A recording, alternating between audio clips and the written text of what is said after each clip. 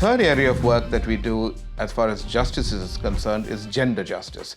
And we are very concerned at the moment about the situation of women in the context of our churches. For a long while, we have been working on the issue of violence against women, but now our communion has called us to recognize that if we want to dismantle patriarchy, the ordination of women is a key for us to do this. Gender justice means sometimes gender norms bring some inequality but on both women and men. So this is injustice phenomenon in the church. So the gender norms, are using the gender norms for people think about a bit of a different idea of the woman and man, because sometimes men have to be very strong and women have to be very soft. Those kind of ideas make discrimination. All the times a woman is inferior to man is superior to woman. So these things we thought those kind of ideas make it injustice. So in the church also, the woman all the time, woman's role in the church is all the times, serving the people, they're not on the position of the leadership. This is the injustice phenomenon in the church. So gender justice, we are doing the gender justice to addressing those kind of injustice. We say that there is no communion without justice, and then there is no justice without communion. I can say that there is no communion without gender justice within the church and out of the church as well. The women from our communion have come together and made a statement where they said that the ordination of women is not just a good idea, it's a matter of faith.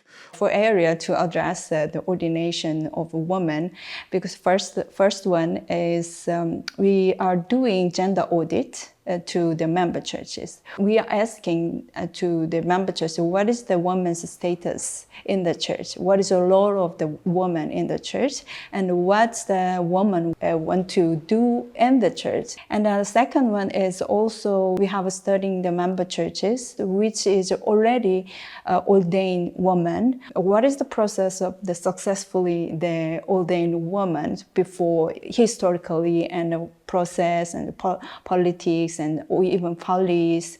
Yeah, so we want to know about those kind of process. The third area is the accompaniment to the member churches, which are not yet to women's ordination. So we can visiting the head office, or we can meet some consultation with the churches, and we met leadership in the churches, and we can listen what is the problem and what is the challenges. What is the challenges to ordain women? If they say that education, theological education for women to be ordained, this is the issue on the churches, then we can concern about the scholars program for them.